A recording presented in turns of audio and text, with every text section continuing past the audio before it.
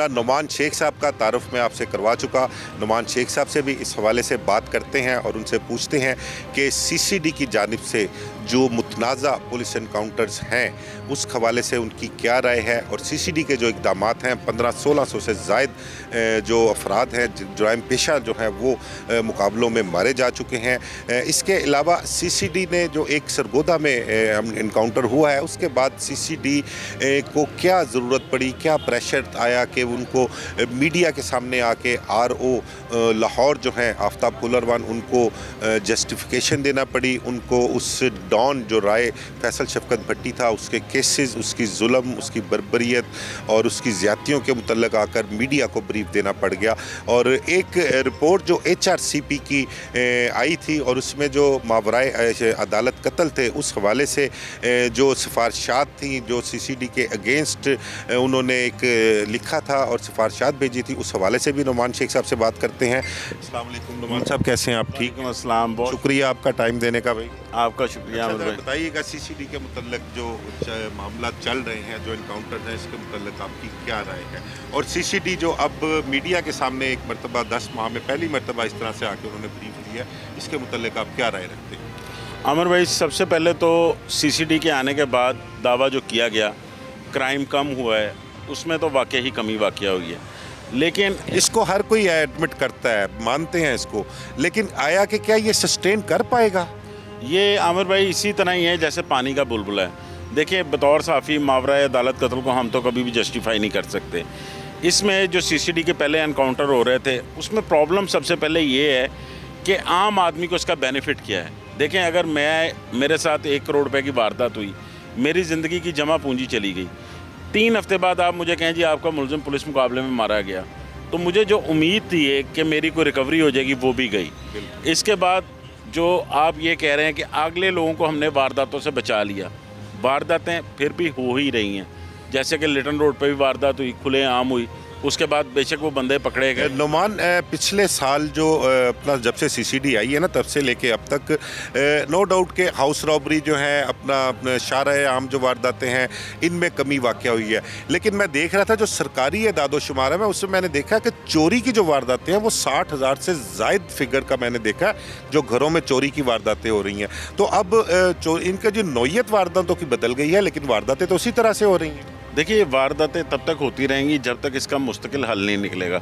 इसमें बहुत सारी चीज़ें हैं पीछे, जिसमें बेरोज़गारी है, इसके अलावा जो कह लें कि आप नौजवान नस्ल है हमारी वो शॉर्टकट ढूंढती है, तो इसमें वारदातों की तो कई जो हैं वो चीज़ें पसे पर्दा हैं अभी। लेकिन जो सीसीडी इक़दाम कर रही है जिसमें उनका सबसे पहले यह था क्राइम कंट्रोल करें, वो क्राइम एक हद तक उसकी कमी वाक़या हुई है क्योंकि जो क्रिमिनल्स हैं वो अंडरग्राउंड हो गए। लेकिन अब सीसीडी के जिस तरह पहले 700 मुकाबले थे, जिस वक्त पहले ये रिपोर्ट आने से पहले, तो उनके पास कोई बड़ा नाम नहीं था।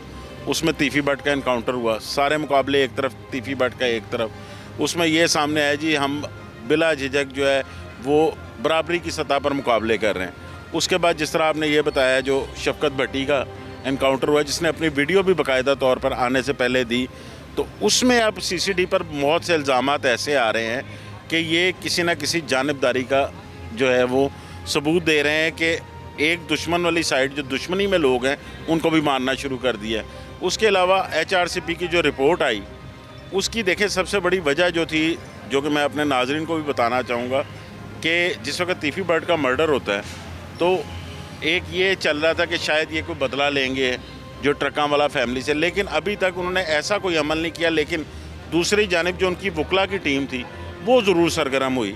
इन्होंने बाकायदा जो इंटरपोल है वहाँ पे एप्लीकेशंस दी, इंटरपोल के ज़रिए पाकिस्तान को अब आगे मना कर दिया गया अभी फ़िलहाल कि अभी इन्हें कोई मुलज़िम ना दिया जाए क्योंकि वहाँ पे एक्स्ट्रा जुडिशल किलिंग हो रही है। आपने देखा होगा काफ़ी दिनों से कोई ऐसी रिपोर्ट नहीं आई कि बिल्कुल मोहसिन बेग की मुलाकात भी हुई थी इंटरपोल के जो चीफ थे, और इंटरपोल के चीफ की जानिब से UAE गवर्नमेंट जो थी उनसे भी पूछा गया था कि ये मुलज़िम जो था वो क्यों कानून के मुताबिक हवाले नहीं किया गया, कानून को बलाए ताक रखते हुए तीफ़ी भट्ट को किया था। ये वहाँ पर मामला चल रहे हैं। बिल्कुल, और उसके साथ साथ जो हमारे कई दोस्त हजरात है साबिक पुलिस अफसरान, उन्होंने भी कई बातें की जो कि उनके ख़ानदान को लेके उनको भी नोटिस लीगल आ गए हैं। तो अब वो कानूनी जंग एक लड़ रहे हैं। और ये HRCP की रिपोर्ट के बाद जब IG को तलब किया गया, उसके बाद जो है वो आफ्ताब पुलरवान साहब को सामने आके वजाहतें देनी पड़ी कि जी ये वजह क्या थी। लेकिन देखें, इसमें एक्स्ट्रा जुडिशल किलिंग में आपकी अदालतें जो हैं वो एक तरह से फारिग होती जा रही हैं, क्योंकि लोगों का एतमाद जो है वो अदालतों से उठता जा रहा है। सीसीडी को बड़ी पजीराई मिली, अवाम ने बहुत पजीराई दी है ऐसे सीसीडी के इन इक़दामात को।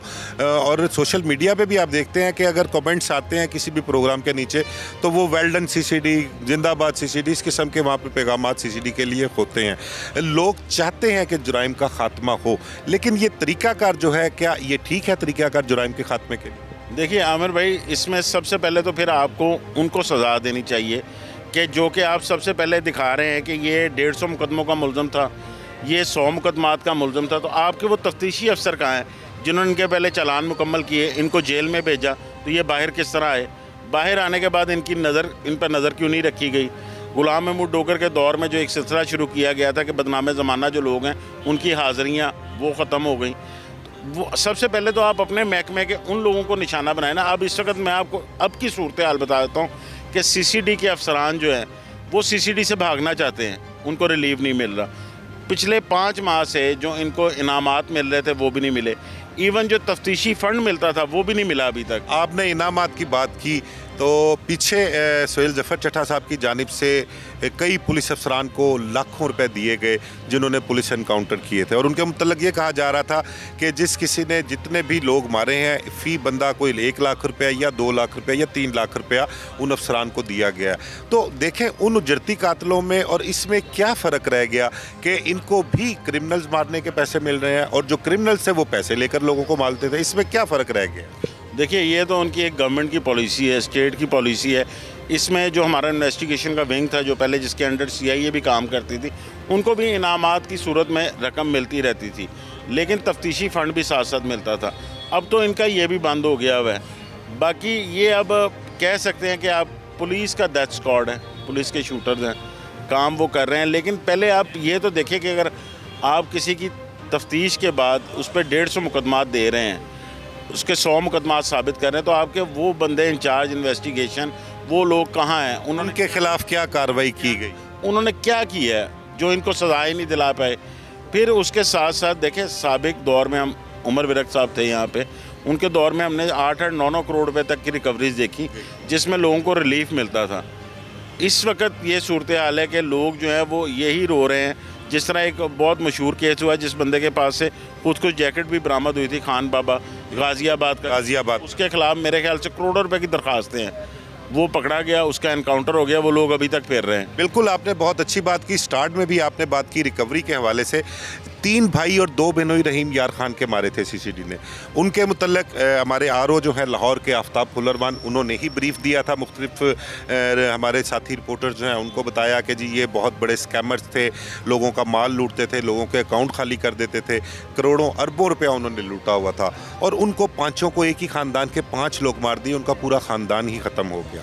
देखें, रिकवरी के हवाले से मैं आपसे ये बात कर रहा हूँ कि अगर तो अवाम को रिलीफ देना मकसद है कि अवाम के लिए, अच्छाई के लिए ये सारा कुछ हो रहा है, तो क्या ये बेहतर नहीं था कि उन लोगों को अगर सीसीडी ने पकड़ लिया था तो करोड़ों अरबों रुपया जो उन्होंने लूटे हुए थे वो उनसे रिकवर करके उन लोगों तक वापस ना पहुंचाते, ताकि वो लोग जो लूट चुके हैं, अपनी सारी ज़िंदगी की जमा पूंजी जो वो लूट चुके थे, वो उनको वापस मिलती तो वो दोबारा अपनी ज़िंदगी में लौटते, अपने ख़ानदान को, अपने बच्चों को अच्छे तरीके से परवरिश करते।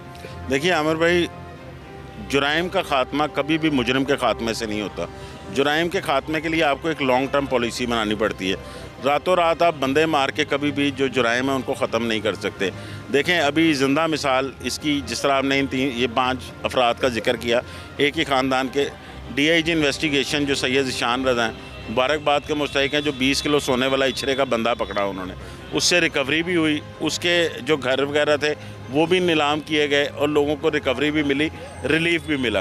वो बंदा, उसको कानून के मुताबिक उसकी मिसलें तैयार करके, आप मेरे से बेहतर समझते हैं, मुकम्मल तफ्तीश में बंदा छूट ही नहीं सकता।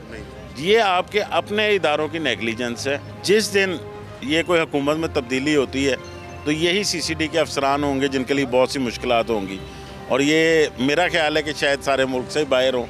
क्योंकि यही केसेस इन पे पढ़ने हैं। बिल्कुल, बहुत शुक्रिया। नुमान ने बड़ी अच्छी बात की। नुमान ने बताया कि एक तो ना तो मुजरिम को ख़त्म करने से जुर्म ख़त्म होता है और ना ही ये मामला तब तक चल सकते हैं जब तक जो पीछे उनके पास पावर है, जब तक डंडा उनका कायम है, और जब पीछे वो डंडा नहीं रहेगा तो यही अफसरान आगे आगे होंगे और जो लोग हैं इनके पीछे पीछे होंगे, ये केसेस इनका ताक़ुब करेंगे। बहरहाल हमने आपसे डिस्कस किया, तमाम दोस्तों ने अपनी अपनी राय का इजहार किया सीसीडी की वर्किंग के हवाले से, मावराए अदालत कत्ल जो हो रहे हैं उस हवाले से, सीसीडी ने काम अच्छे किए या काम बुरे किए, कौन कौन से मुतनाज़ा पुलिस इनकाउंटर जो हैं वो सामने आए हैं और इनकी इंक्वायरी होनी चाहिए। मरियम नवाज़ जो हमारी मैडम सीएम हैं, उनको चाहिए कि वो एक जो धब्बा सीसीडी पर लगा हुआ है मुतनाज़ा पुलिस इनकाउंटर्स के हवाले से, और वो दरखास्तें जो 70 से 80 जो कोर्ट्स में पेंडिंग है, HRCP की रिपोर्ट ले लें आप।